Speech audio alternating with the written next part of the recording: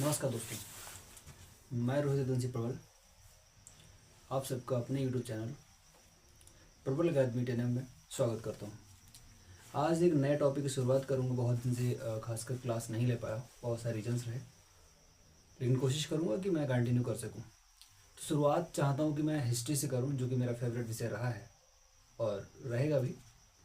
मैंने अपनी स्टडी की जर्नी में जो अध्ययन किया है और जो चीज़ें हो पाई हैं, तो मैंने सोचा कि क्यों ना आज का वैकेंसी आने वाली, खासकर होम गार्ड, एसएससी वगैरह वगैरह आती रहती हैं वनडे एग्जाम्स के लिए, तो उनके लिए मैंने बहुत सारे टॉपिक तैयार किए। तो उनमें से टॉपिक है मध्यकालीन भारत, जिस पर चर्चा हम आज करेंगे। कुछ टॉपिक जो होते हैं कि हाँ इम्पोर्टेंस होते हैं, तो मध्यकालीन भारत का जो इतिहास है वो अपने आप में महत्वपूर्ण है, था भी और रहेगा भी, इसमें कोई संदेह नहीं है। तो आज जो बात करनी है मध्यकालीन भारत का इतिहास, मध्यकालीन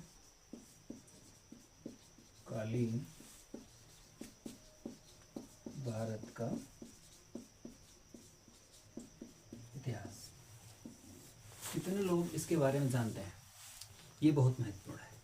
कहाँ से इसकी शुरुआत होती है, कब इसका उदय होता है, और ख़ासकर इसमें जो इस्लाम है, इस जो बहुत सारे तो लोग कह देते हैं कि जो मध्यकालीन भारत का इतिहास है खासकर मुसलमानों का इतिहास है, और कहते हैं जो हिंदुओं का इतिहास है वो प्राचीन भारत का इतिहास है, और बाद बाकी जो मॉडर्न इंडिया है उसमें लोग बोल देते हैं अंग्रेजों का इतिहास रहा है।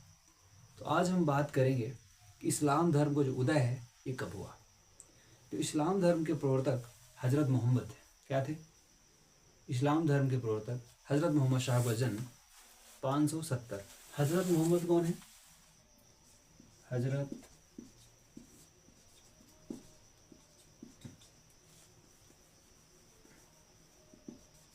मोहम्मद का जन्म जो होता है 570 ईसा में, तो होता है 570 ईसा पूर्व में। 570 ईस्वी में होता है सऊदी अरब की मक्का में। कहाँ होता है? ईस्वी में सऊदी अरब के मक्का में। सऊदी अरब मक्का में जन्म होता है। यहीं से इस्लाम धर्म का उदय हुआ है। क्या हुआ है? यहीं से इस्लाम धर्म का उदय हुआ है। इसी कारण ये स्थान मुस्लिमों का पवित्र स्थल माना जाता है। जो लोग कहते हैं कि मक्का को क्यों पवित्र स्थल माना जाता है, तो यही रीज़न है कि यहाँ पे मोहम्मद शाह यानी हज़रत मोहम्मद का जन्म हुआ, और 570 ईस्वी में जन्म होने के बाद मक्का कोई पवित्र स्थल बन गया, खास कर इसके लिए मुसलमानों के लिए। हज़रत मोहम्मद शाह की मृत्यु कब हुई है? 632 ईसा पूर्व में जो इनकी मृत्यु हुई है 632 ईस्वी में। तो आपने एक टॉपिक क्लियर हो गया होगा कि मध्यकालीन इतिहास में जो मुसलमानों का उदय हुआ है वो कहाँ से माना जाता है। इस्लाम धर्म के प्रवर्तक हज़रत मोहम्मद शाह 570 ईस्वी में जन्म हुआ और इनकी 632 ईस्वी में मृत्यु हो गई। तो अब हम बात करेंगे भारत में पहला मुस्लिम आक्रमण। जो बहुत ज़्यादा डीप में नहीं जाना है, जो खासकर यूपीएससी वगैरह में पढ़ाया जाता है, तो बहुत एक एक टॉपिक घंटों चर्चा हो सकती है, उसमें बहुत बड़ी बात नहीं है। लेकिन हमारी कोशिश रहेगी कि संक्षिप्त में बात करेंगे थोड़ा थोड़ा, कि जो ज़्यादा इम्पोर्टेंट है कि हाँ मैं कर सकता हूँ कि बेहतर है, जो एग्ज़ाम में आएगा वो। यहाँ से क्वेश्चन उठ सकता है कि इस्लाम धर्म का प्रवर्तक कौन थे और उनका जन्म कब हुआ, मृत्यु कब हुई। तो यहाँ पर 3 टॉपिक क्लियर हो चुके हैं कि जो मृत्यु है ये 632 ईसा पूर्व है और जन्म 570 ईसा ईस्वी में है। उनका नाम क्या था? हज़रत मोहम्मद साहब, और ये मुसलमानों के प्रवर्तक भी हैं। जब मक्का क्यों महत्वपूर्ण है तो आपने जाना। तो भारत में पहला मुस्लिम आक्रमण, अब हम बात करेंगे तो भारत में पहला मुस्लिम आक्रमण कब होता है? भारत में पहला मुस्लिम आक्रमण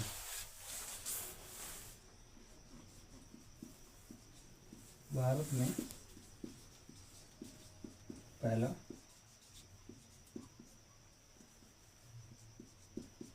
मुस्लिम आक्रमण कब हुआ? तो भारत में पहला सफल मुस्लिम आक्रमण जो होता है 712 में होता है। कब होता है? अरब आक्रमणकारी मोहम्मद बिन कासिम के नेतृत्व में। मोहम्मद बिन कासिम कौन थे?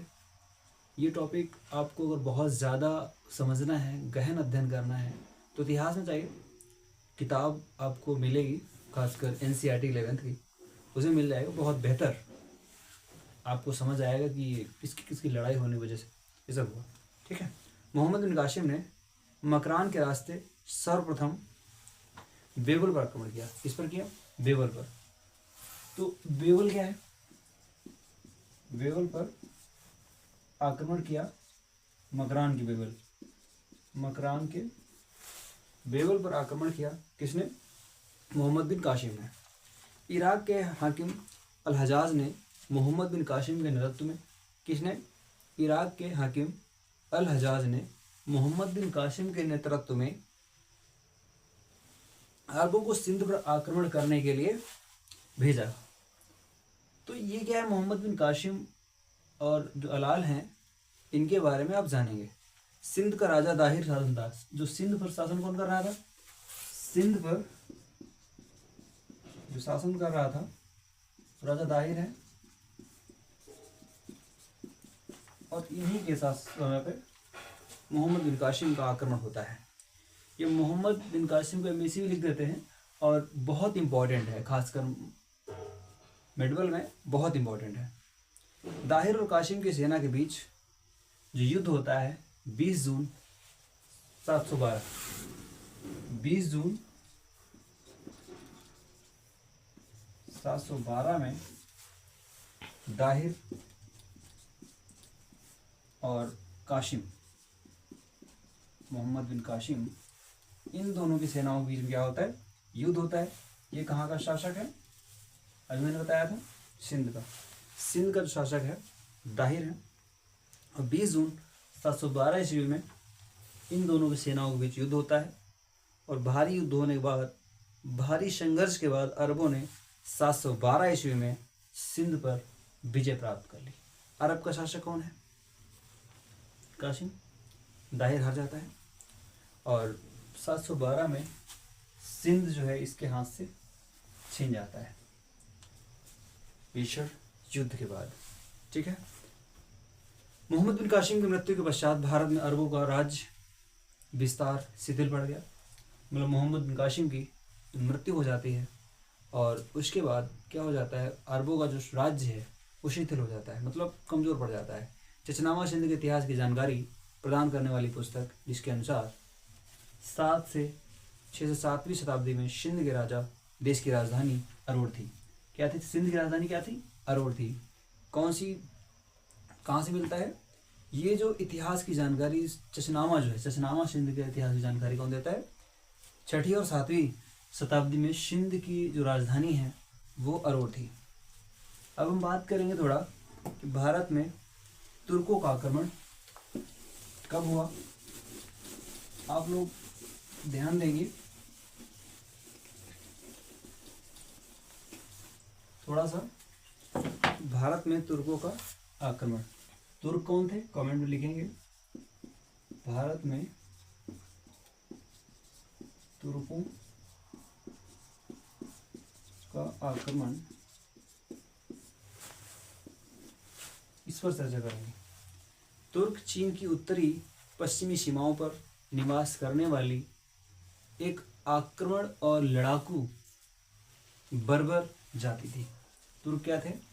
तुर्क चीन की जो उत्तरी पश्चिमी, चीन जो है उत्तरी, उसकी उत्तरी पश्चिमी सीमा जो है उस पर लड़ाकू और बर्बर, यानी बहुत ही लड़ाकू किस्म की जो जाति थी वो तुर्क थे। तुर्कों ने कालांतर में इस्लाम धर्म स्वीकार किया।